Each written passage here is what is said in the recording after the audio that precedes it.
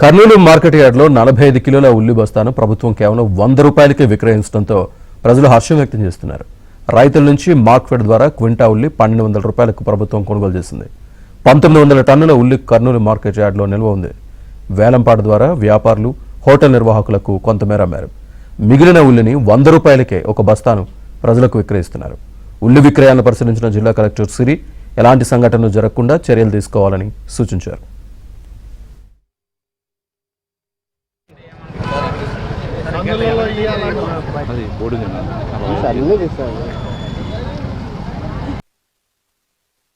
Turns onion ఉన్నాయండి stock. అవన్నీ కూడా ఇవాళ సేల్స్కి పెట్టడం జరిగింది.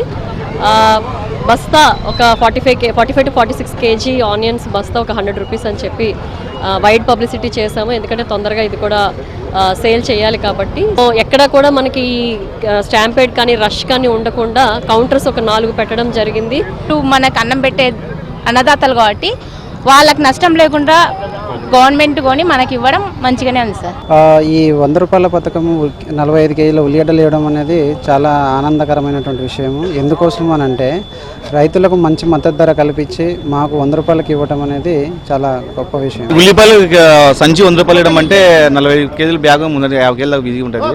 100 రూపాయలు ఇవ్వడం అంటే చాలా బెనిఫిట్. ఇది ప్రజలకు కూడా ఏమి ఇబ్బంది లేకుండా ఇవ్వడం చాలా మంచిది. రైతుల విధంగా అయితే నష్టపోకుండా ఈ విధంగా గవర్నమెంట్ ఇవ్వడం స్కీమ్ అంటే మంచిది.